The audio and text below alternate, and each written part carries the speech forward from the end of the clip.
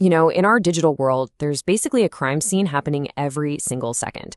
It could be a potential data breach, a tiny flaw in a system, a security loophole just waiting to be found. So today, we're going to meet the detectives on the case, the real unsung heroes who investigate all of our technology to make sure it's safe, sound, and actually trustworthy.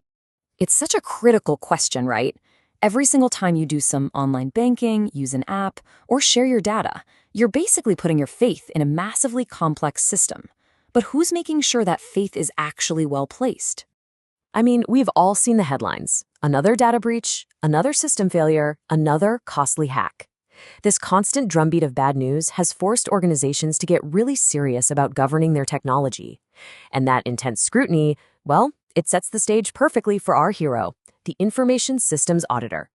Now, when you hear the word auditor, you probably think of someone with a green visor, surrounded by dusty ledgers and calculators. But I want you to just forget that image completely. We're talking about something way more dynamic. This is the perfect way to think about it. An IS auditor is a digital detective, for real. They follow the trail of data, they question the alibis written in the code, and they examine every piece of digital evidence to make sure a company's tech isn't just working, but working correctly and safely. And this is exactly why it matters so much. Their work is the very bedrock of digital trust. You can think of it as the official seal of approval that confirms, yep, the data is accurate, the systems are secure, and everything's running smoothly. It's that assurance that lets a company go out and build the next big thing, because they know their foundation is solid. Every great detective lives by a code, right? A set of principles that guides their every move. Well, for an IS auditor, this ethical framework is absolutely everything. First up, we have objectivity. This is the cornerstone of any good investigation. It means an auditor's judgment can't be bought, and it can't be influenced by relationships or pressure. Just like a detective, their job is to follow the evidence wherever it leads, no matter how inconvenient that truth might be.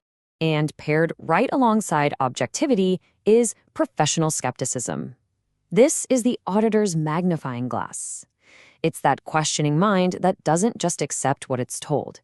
It's the gut instinct to dig a little deeper, to constantly ask why, and to go find other data to back up every single claim. And when you put all these pieces together, you get the auditor's rulebook. It's all about having the integrity to do the right thing, always. The duty to keep sensitive data confidential.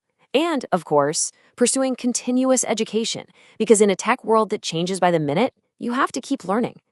This code is what ensures their work is always beyond reproach.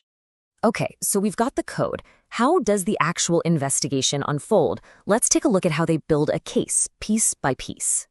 The whole investigation is broken down into these key areas. An auditor starts with the big picture stuff, strategy and governance. Then they dig into how new systems are built and rolled out. They assess the day-to-day operations, and this is a huge one, they test how a company protects its digital assets, making sure only the right people have the keys to the kingdom. And this shows a massive shift in the entire field. The old, traditional way of auditing was kind of like taking a single photograph once a year to see how things looked. But now, the goal is continuous auditing. That means using automated tools to have a live video feed, spotting issues the very moment they pop up. But what happens when our detective finds a clue that hits a little too close to home? Let's dive into a real-world dilemma where those rules we talked about are really put to the test.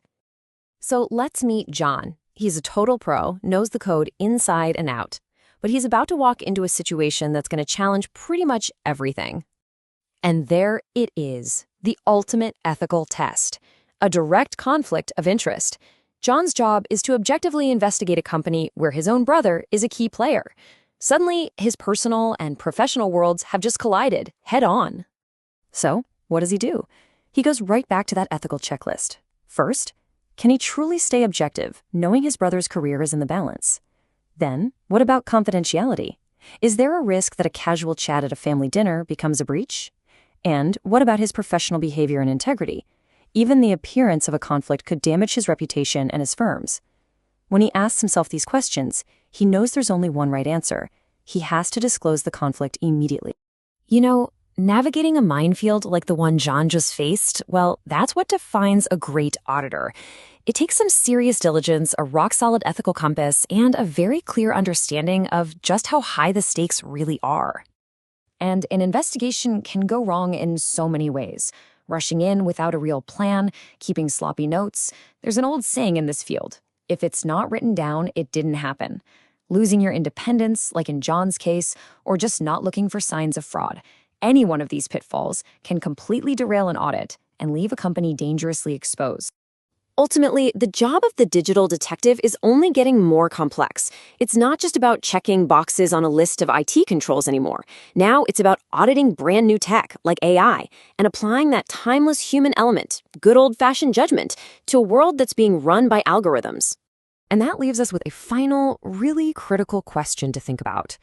In an age of automation and artificial intelligence, as the technology gets smarter and smarter, could it be that the human auditor, with all their skepticism, their ethics, and their intuition, is actually becoming the most valuable security asset we have?